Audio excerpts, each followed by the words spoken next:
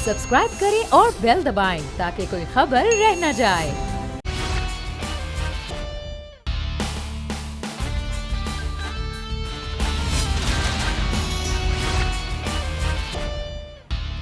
अस्सलामुअलैकुम। The special report with Mudassar Iqbal के साथ हाजिर खिदमत है। नाज़रीन, गुज़श्ता 2 दिन से एक ही बात हो रही है इस वक्त मुल्क में, और वो है EVM मशीन का इस्तेमाल होना चाहिए या नहीं। एक जानिब इलेक्ट्रॉनिक वोटिंग मशीन के अमल के हवाले से जहां हक में बात हो रही है, वहीं मुखालिफत भी की जा रही है कि ये एक नया तरीक़ाकार होगा इलेक्शन में धांधली का।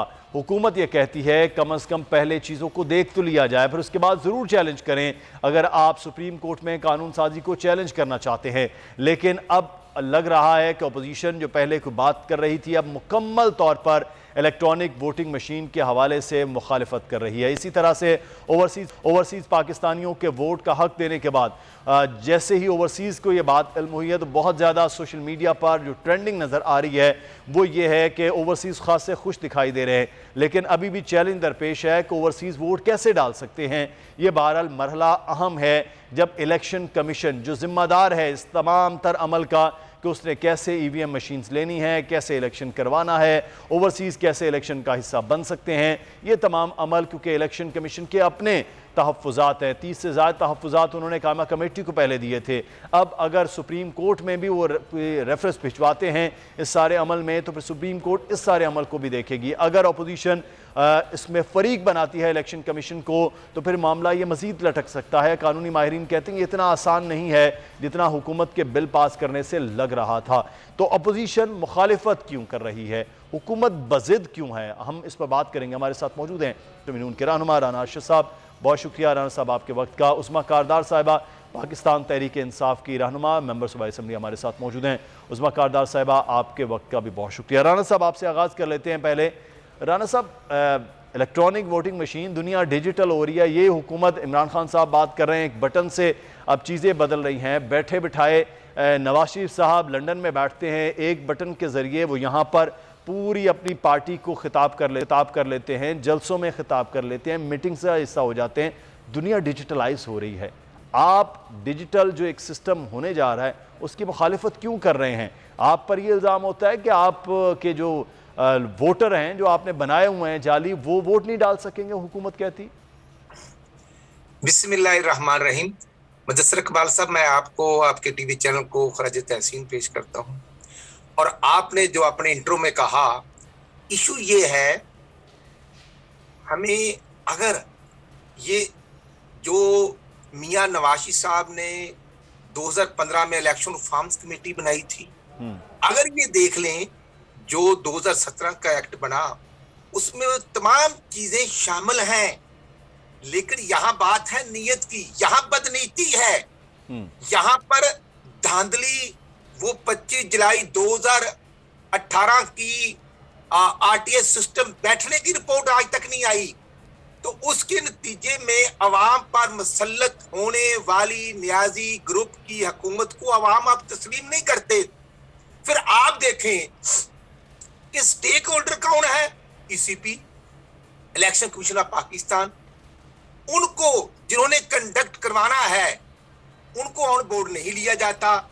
यही बात है कि 22 करोड़ अवाम परेशान है। जो मियां नवाज साहब का बयानिया है फेयर एंड फ्री इलेक्शन, जिसका वोट उसको जाए, लेकिन ये EVM के जरिए, ये इतनी जिद क्यों है? इसको पार्लियामेंट में लाने से पहले इसको बिल की शक्ल में लाया जाता है, इसको पार्लियामेंट में डिस्कस किया जाता है, इसको मीडिया पर डिस्कस किया जाता है, इस पर सेमिनार होते, अवाम की राय ली जाती, क्योंकि अवाम ने वोट देना है।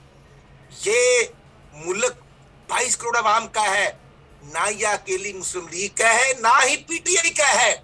और यहाँ बादशाह सलामत का तरीकेकार कि जब पहले जॉइंट सेशन की बात होती है, खाने पे जहाज के का खुतबा दिया जाता है, तो फिर सडनली वो जॉइंट सेशन जो है उसको कैंसिल कर दिया जाता है।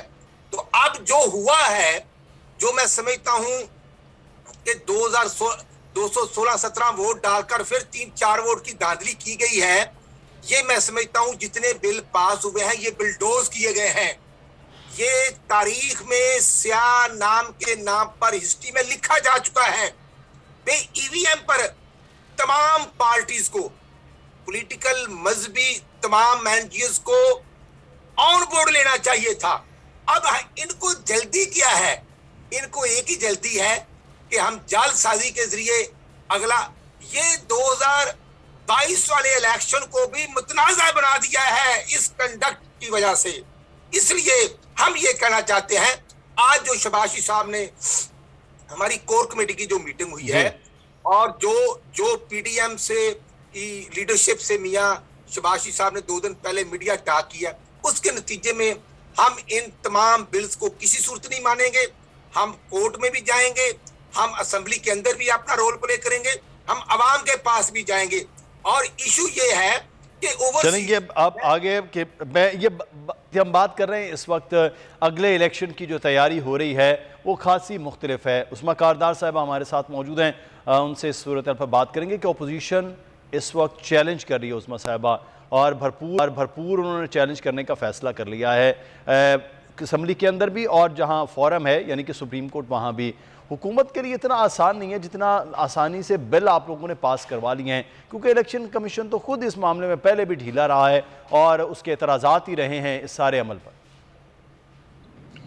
मुदस्सर, बहुत शुक्रिया आपने मुझे इनवाइट किया। मैं माजरत चाहती हूँ, इस वक्त मैं थोड़ा सा ट्रैवल भी कर रही हूँ, बट एनीवे देखें 1970 से ऑनवर्ड्स आप अपने तारीख देख लें, कोई ऐसा इलेक्शन नहीं गुजरा जिसमें सारी जमातें इलेक्शन के बाद किसी ना किसी वजह से धांधली का शोर मचाती हैं। अब लोग जो हैं वो बहुत तंग आ चुके हैं। आपको पता है कितनी बड़ी एक्सरसाइज है कि मुल्क में इलेक्शन कराना, और फिर उसके बाद लोग हमसे सवाल करते हैं कि हमारे वोट पे डाका किसने डाला है। अब इस चीज़ को आगे बढ़ाते हुए प्राइम मिनिस्टर इमरान खान ने बारहा ऑपोजिशन से कहा कि आए हमारे साथ बैठे, इलेक्शन रिफॉर्म्स करें। ये वो रिफॉर्म्स हैं जो आपको बहुत पहले कर लेने चाहिए थे, लेकिन मैं ना मानूं कि रट इन्होंने लगाई रखी।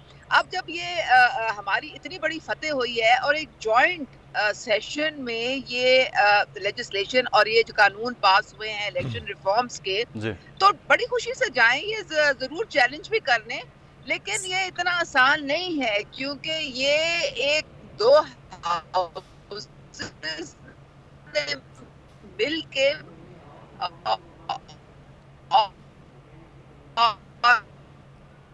जी मुदस्सर।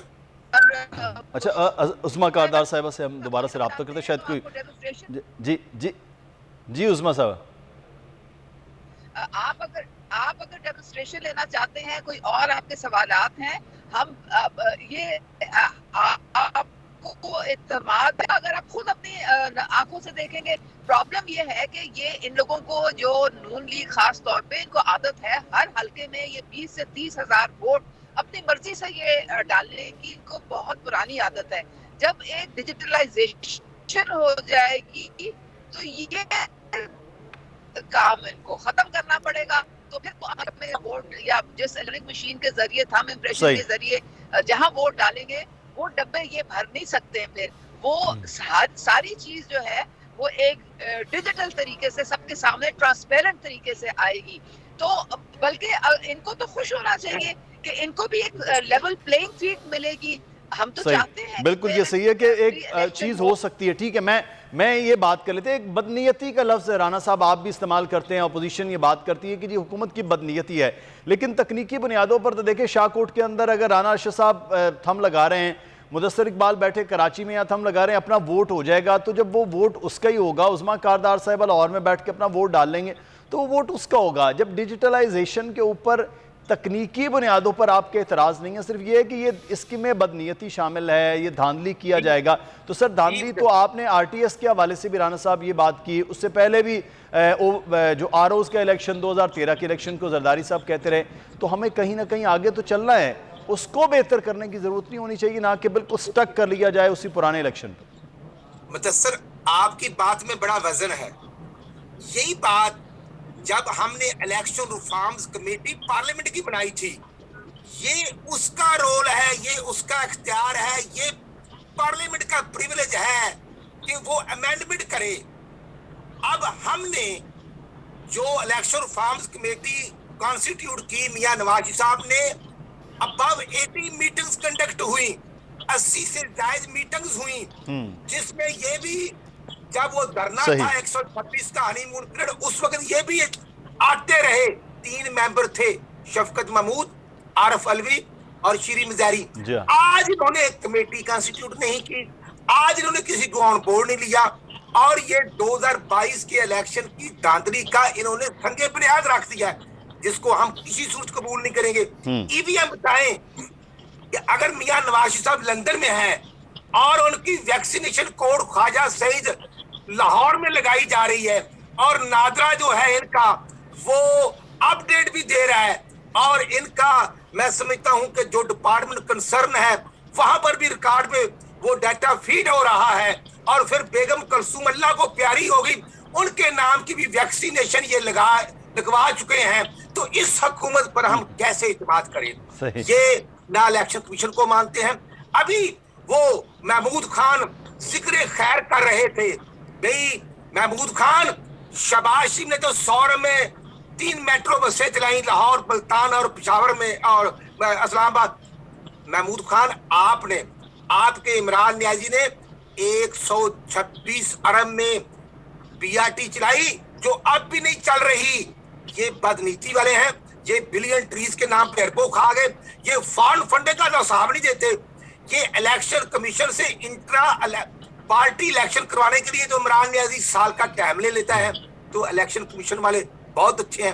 अब अगर वो ये कहते हैं कि ये धांधली नहीं चलेगी, ये तरीकेकार नहीं हो चलेगा, मुदस्सिर साहब पूरे पाकिस्तान में आप बलूचिस्तान को देख लें, आप शुमाली वजीरिस्तान को देख लें, आप पंजाब के भी जो रूरल एरियाज हैं वहां पर इंटरनेट सर्विस जो है वो उसकी अवेलेबिलिटी जो है वो 100% नहीं होती। ये मैं पूरी जिम्मेदारी से बात कर रहा हूँ। नहीं सर, इंटरनेट का इसके साथ ताल्लुक ही नहीं है सर, ये इंटरनेट से नहीं चलता। ये हमने भी थोड़ा सा इसकी डेमोन्स्ट्रेशन लिया है, देखा ये इंटरनेट से इसका ताल्लुक नहीं होगा, ये मशीन जो है। जी जी, बाकी जो आप बात कर रहे हैं वो ठीक है, बिल्कुल वो आप बात ठीक कर रहे हैं कि उस डाटा को नहीं है जी, लेकिन खुदा ना खास्ता मेरे शाहकोट में, वारपटन में, ननकाने में या बक्कर में देखें कि अगर 140 पोलिंग स्टेशन है एक एमपी के हल्के में और 20 मशीनें खराब हो जाती हैं, 10 मशीनें डिस्टर्ब हो जाती हैं, जो वहां का अमला है भाई उनकी ट्रेनिंग कैसे होनी है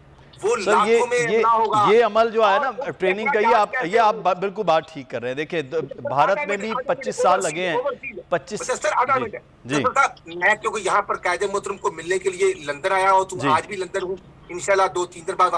आप यकीन करें हम ओवरसीज भाइयों को फैसिलिटेट करना चाहते थे और वो भी होना चाहते थे, लेकिन ये तरीकेकार इन्होंने सीटें नहीं, हम समझते थे लंदन या न्यूयॉर्क या कंट्री वाइज सीटें डिक्लेयर कर दी जाएं कि उनकी 2 सीटें हैं, 1 है, 3 है, ताकि वो वहां की नुमाइंदगी पाकिस्तान में आकर कर सके, नेशनल असेंबली में भी और फिर कैबिनेट में भी। सही। इन्होंने तो वोट की बात की है, वोट को कास्ट कैसे करना है, यूएई में कैंपेन कैसी होगी, सऊदी अरब में कैंपेन कैसे होगी, तमाम कैंडिडेट जो है वो सही हो गया। मैं आपके जो तहफ़्फ़ुज़ात है वो बड़े जेन्युइन है। मैं बात कर लेते हैं उस्मा कारदार साहबा, वो कहते हैं बलडोज किया, हमारी दफ़ा 80 मीटिंग्स करते रहे, जब 2014 का धरना था हमने किया, आप लोगों ने पहले तो बात की स्पीकर साहब ने कि जी आए, और उसके बाद आकर एक जॉइंट सेशन करके पूरे के पूरे एक ही दिन में वो सारे बिल्स भी मंजूर कर लिए जिन पर एतराज़ात थे, वो भी जो मीटिंग्स में थे, वो भी जो कमेटीज़ में थे, वो भी हर तरह के बिल्स वो पास कर लिए। तो ये गैर जमहूरी रवैया है हुकूमत का, इस पर एतराज़ सबसे ज़्यादा हो रहा है। फिर है कि आप चाहते हैं कि, और बल्कि पोर्ट्रे कर दिया है कि तमाम जमातें ओवरसीज़ के ख़िलाफ़ हैं, ओवरसीज़ की दुश्मन है, तो ये एक रवैया क्यों बन रहा है?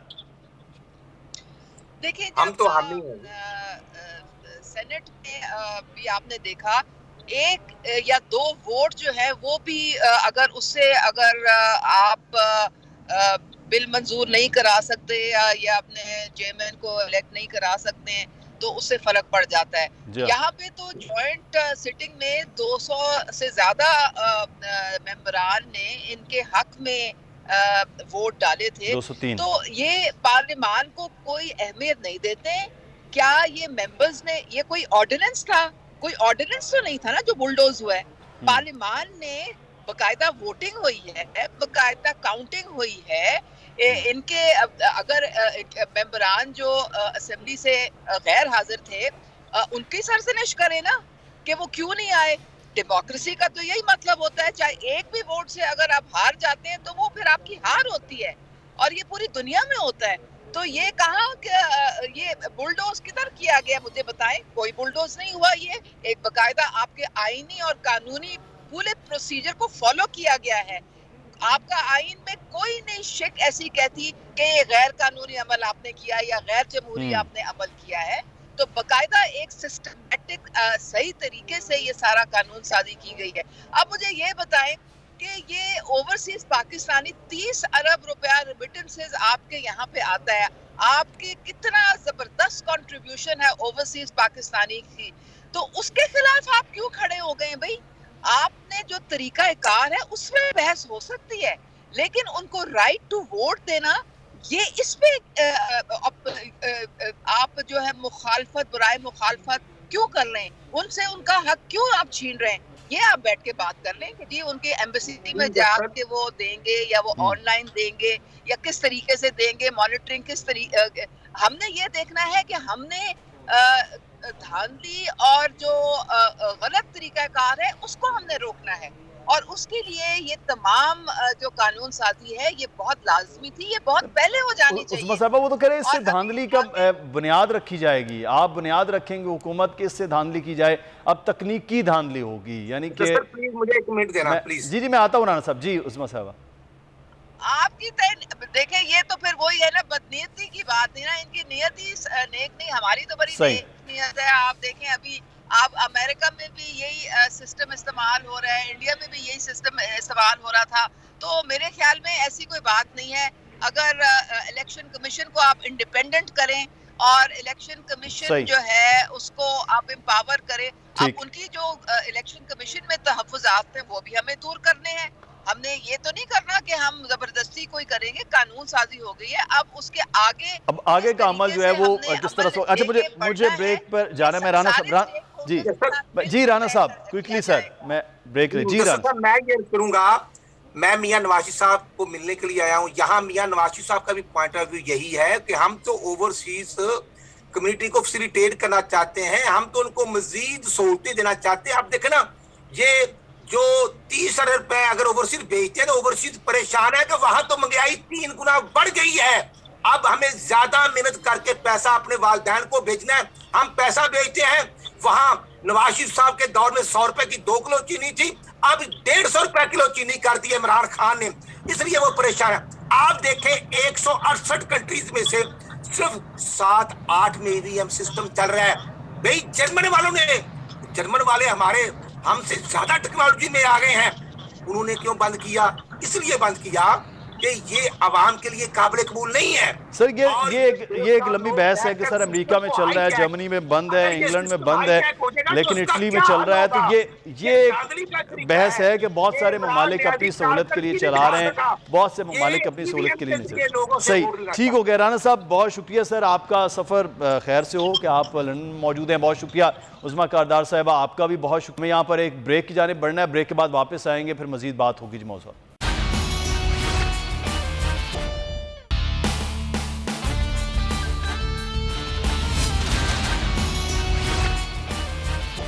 ब्रेक के बाद आपको खुश आमदीद कहते हैं। इस वक्त पंजाब के कुछ अजला हैं सेंट्रल पंजाब में, ख़ास तौर पर कि एयर इंडेक्स इस वक्त इंतहाई लो है और सूरत हाल गंभीर है।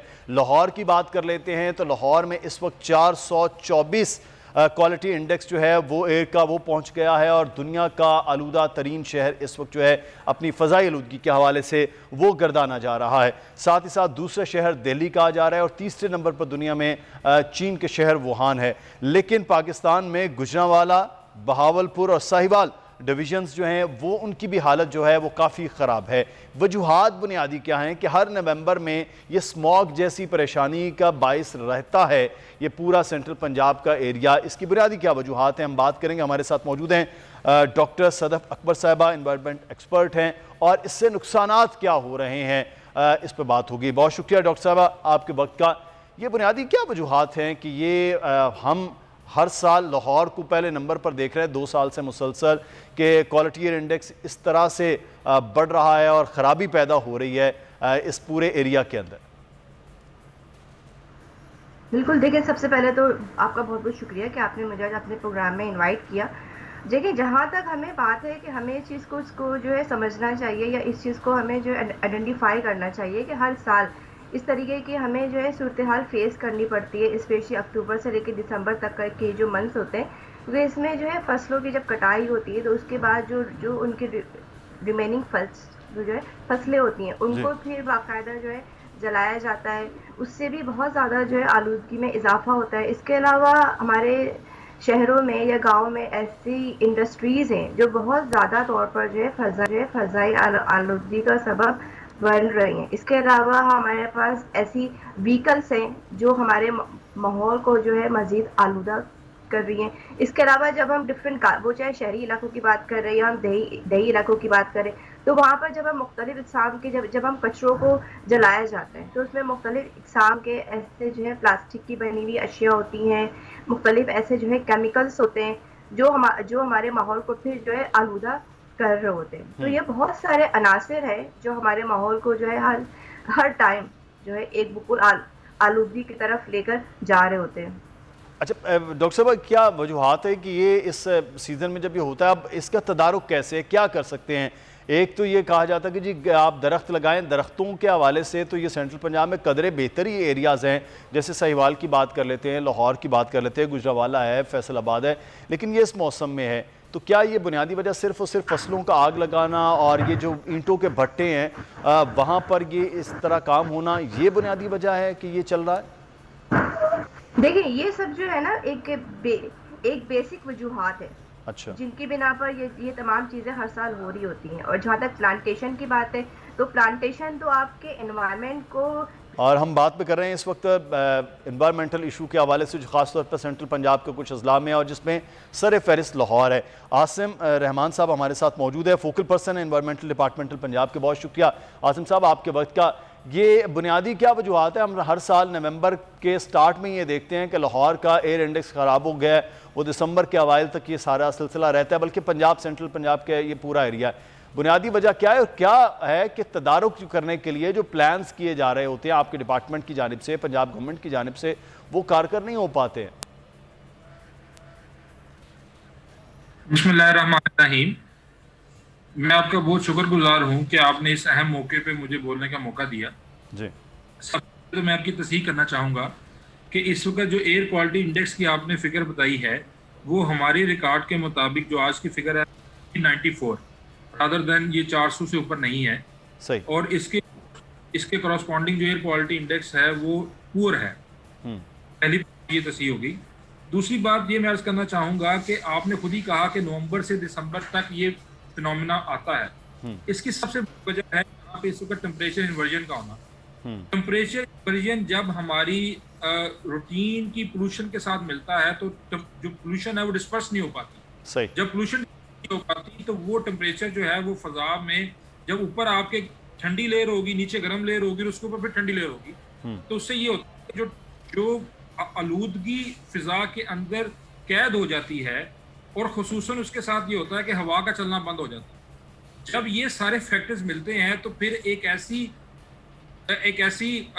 चीज सामने आती है जिससे लोगों को तकलीफ का सामना करना पड़ता है। ठीक है। अच्छा, मैं आपको बिल्कुल सही। अच्छा आसिम साहब, मैं इसके तदारुक से जानूंगा कि क्या हो क्या सकता है, हम क्या कर सकते हैं? तो बांग्लादेशी जो कंडीशंस हैं, जो वहाँ पे स्पिन ट्रैक बनते हैं, जो बैटिंग ट्रैक है, ये इसी तरीके से फंसे हुए मैचेस होंगे। जिस टीम ने 150 कर लिया पहले खेलते हुए, तो आप समझ लें कि वो टीम मैच भी निकाल लेगी।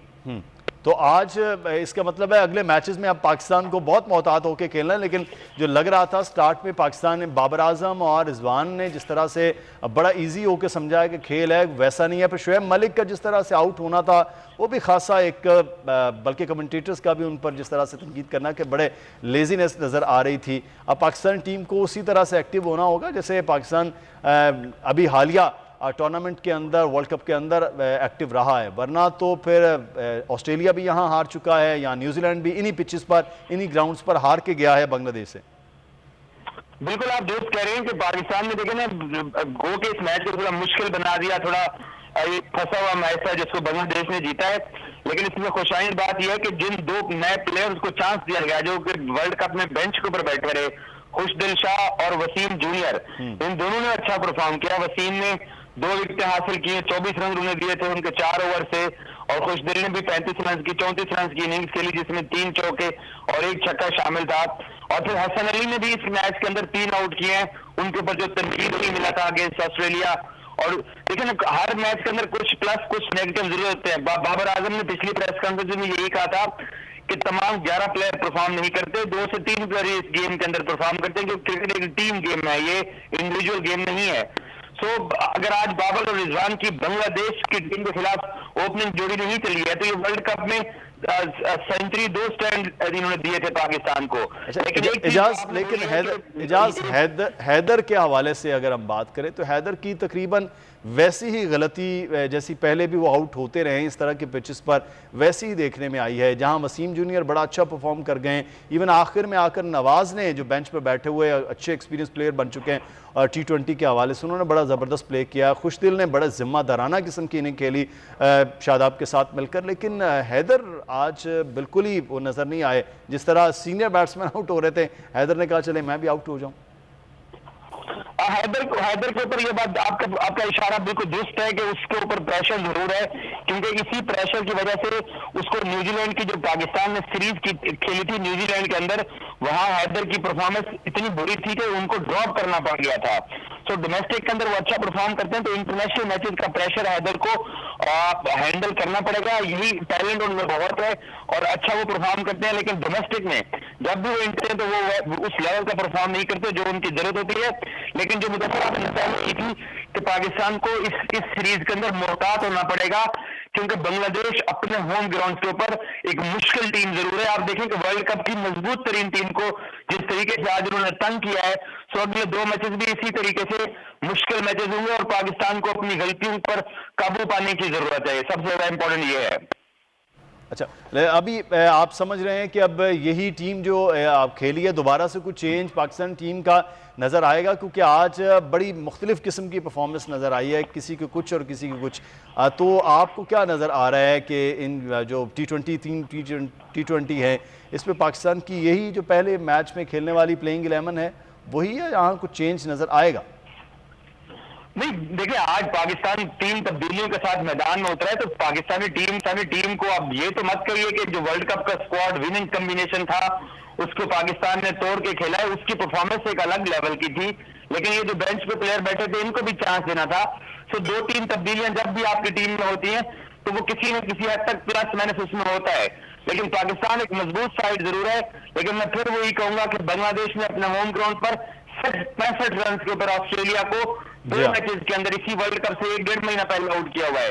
और वो न्यूजीलैंड को सीरीज जीत चुके हैं। वो न्यूजीलैंड की टीम जो बहुत डिसिप्लिन क्रिकेट खेलती है, क्योंकि उसमें केन विलियमसन या ट्रेंट बोल्ट बांग्लादेश में नहीं गए थे, लेकिन होम ग्राउंड पर बांग्लादेश एक मुश्किल टीम जरूर है और आज उन्होंने ये साबित किया है। बाकी शुएब मलिक का लेजीनेस तरीके से रन आउट होना, हैदर का परफॉर्म ना करना, ये वो चीजें जो कि पाकिस्तान को मजीद बेहतर करने पड़ेंगी। लेकिन रमीज राजा ने जो कल परसों प्रेस कॉन्फ्रेंस की है उसमें उन्होंने यही कहा कि ये जो कॉम्बिनेशन पाकिस्तानी टीम का 15 या 18 प्लेयर का बना हुआ है, इन्हीं 18 प्लेयर्स को वो चाहते हैं कि वर्ल्ड कप तक भी कंटिन्यू करें।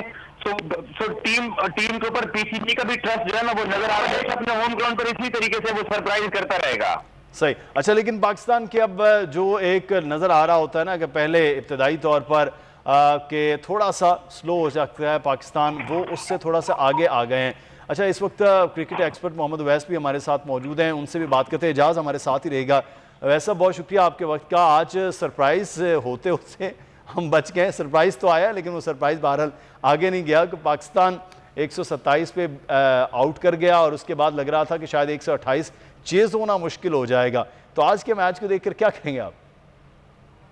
आप सरप्राइज कह रहे हैं तो ऑलमोस्ट हार्ट अटैक आपको पता मैं दे दिया था इन लोगों ने कि लोग तो क्वेश्चन करने लग पड़े थे कि वही T20 साइड है जो कि अपना वर्ल्ड कप में जिसने इतनी अच्छी परफॉर्मेंस दी है, बांग्लादेश में आके जो सा वो डिफिकल्टीज उनको नजर आ रही है। लेकिन देखें क्रिकेट है, आपको पता क्रिकेट में ये चीज होती है, एक चीज टीम अच्छी खेलती है, हमें अप्रिशिएट करना चाहिए। जिस तरीके से बांग्लादेश की आपको पता है यंग टीम थी, तो आपको पता है 2-3 इनके अंदर सीनियर कैंपेनर्स थे ना, साकिब अल हसन है, अपना सबसे बड़ा ब्लो इनको आपको पता तमीम इकबाल वाला, वो भी क्योंकि इंजर्ड हो गए और टूर्नामेंट से बाहर हैं। एक नई टीम थी, अच्छा मुझे यूनिट बांग्लादेश का नजर आया, लेकिन पाकिस्तान के लिए जैसे मैं दूसरे भाई की बात अभी हैदर की सुन रहा था, देखिए हैदर को मुझे पता काफी चांसेस मिले हैं, लेकिन जिस तरीके की हैदर अली की परफॉर्मेंसेस लोग उनको देखना चाहते हैं, क्योंकि आपको याद हो जब हैदर नए आए थे तो लोगों में, हमारी थोड़ी सी गलती होती है कि हम लोग एकदम ना जो यंगस्टर होता है उसको कंपेयर करने स्टार्ट हो जाते हैं विद द ग्रेट्स, जैसे बाबर आजम की जी कवर ड्राइव हैदर की कवर ड्राइव से मिलती है, ब्ला ब्ला चीजें।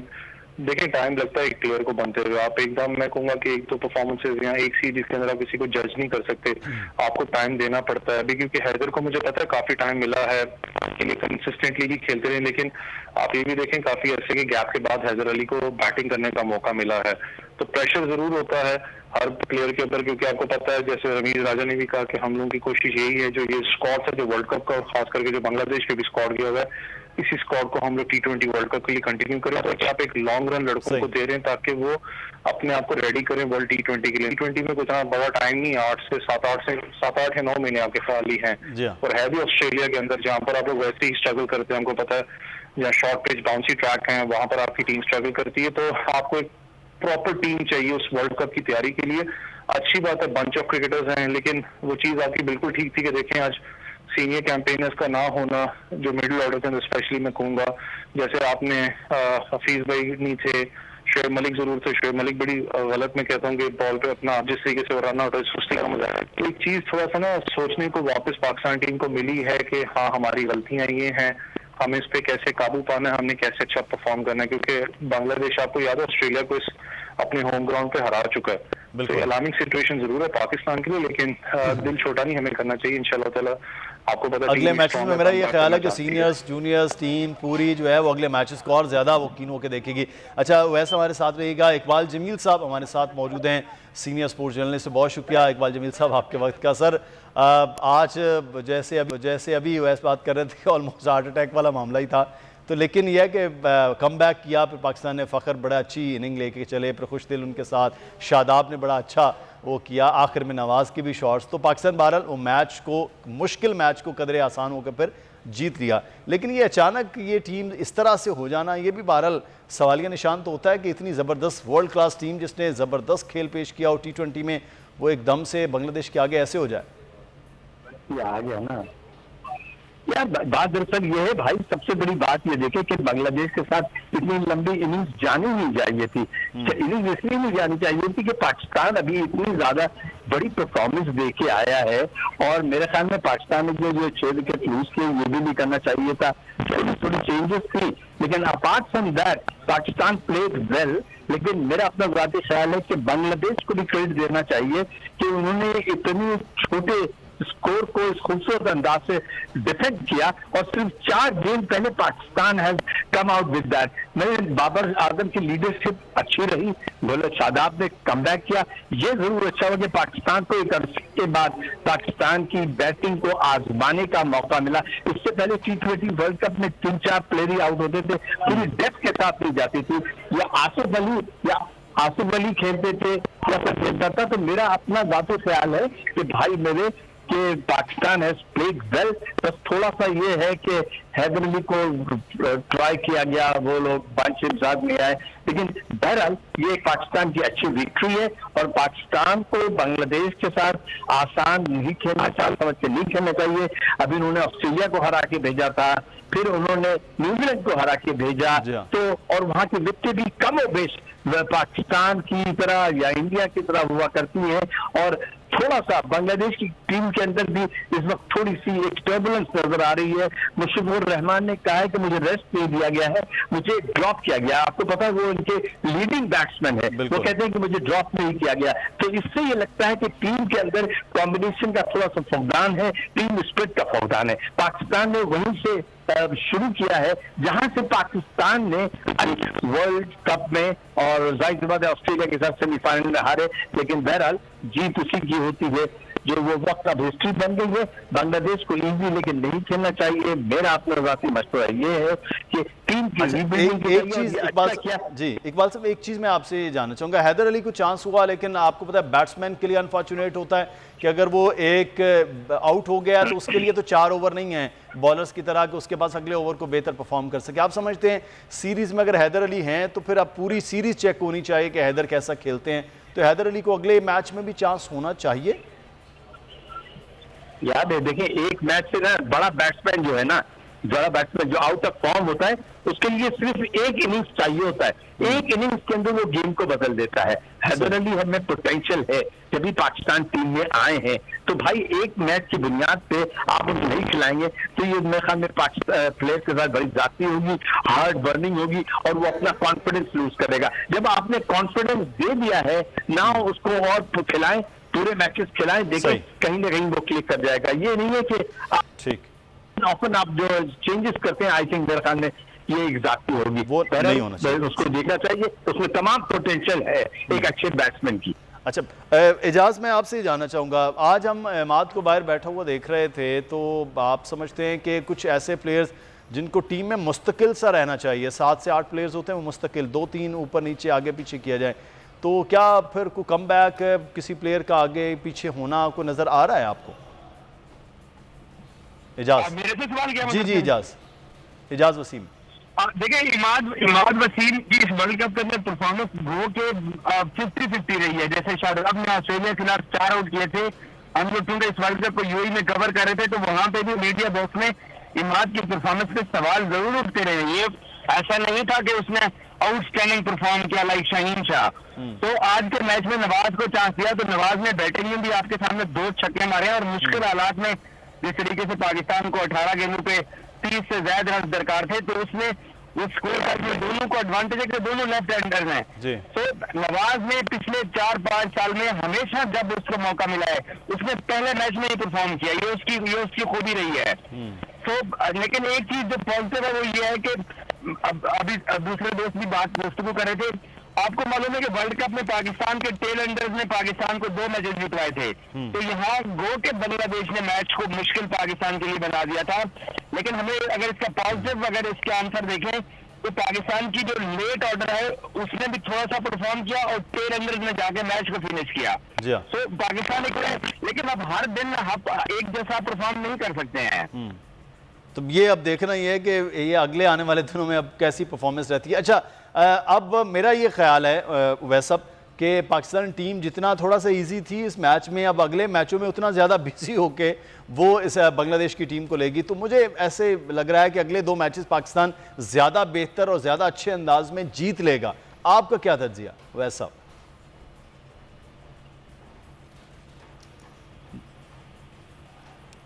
जो वैस हमारे साथ मौजूद नहीं है जी। मैं शुक्रिया अदा करता हूँ इकबाल जमील साहब का भी, सीनियर स्पोर्ट्स एनालिस्ट हमारे। एजाज वसीम बाकरी हमारे साथ मौजूद थे, हमारे स्पोर्ट्स रिपोर्टर। और आज का मैच जो पाकिस्तान के एक तरफ लग रहा था कि हाथों से निकलता जा रहा है, फिसलता जा रहा है, लेकिन वो पाकिस्तान के जो टेल एंडर्स हैं, पाकिस्तान के लेट एंडर्स हैं, दोनों ने ज़बरदस्त किस्म की एक बैटिंग की है और ज़िम्मेदाराना एक इनिंग जो खेलने में नज़र आई है वो शादाब खान थे, पाकिस्तान के वाइस कैप्टन, जो क्रीज पर मौजूद रहे और फिनिश किया। और उनके साथ मोहम्मद नवाज़ ने आखिर में बेहतरीन खेल पेश किया और जिस तरह से हिट्स जिस वक्त दरकार थी, ज़रूरी थी, वो नज़र आई हैं। तो पाकिस्तान कम बैक करके पाकिस्तान का मैच जो है वो पाकिस्तान ने जीत लिया है। तो ये एक ज़बरदस्त किस्म का सूरत हाल रही है पहले ही मैच में। और पहले मैच में जिस तरह से इब्तिदा लगी कि पाकिस्तान की बॉलिंग ने शानदार बॉलिंग की है और उसके बाद पाकिस्तान के बैटर अच्छा खेल कर इसको जल्द मैच को ख़त्म कर देंगे 15वें-16वें ओवर तक। लेकिन ये मैच इब्तदाई तौर पर भी पाकिस्तान की बैटिंग के आगाज़ में ही मुश्किल होता हुआ दिखाई दिया, जब पाकिस्तान के 2 बड़े मेन की प्लेयर्स थे, रिजवान और साथ ही साथ बाबर आजम आउट हुए। लेकिन पाकिस्तान ने अल्टीमेटली ये पाकिस्तान ने मैच आखिरी ओवर में जीत लिया है। और प्रोग्राम से मुदस्सर इकबाल को इजाज़त दीजिए, अपना ख्याल रखिएगा, अल्लाह हाफ़िज़।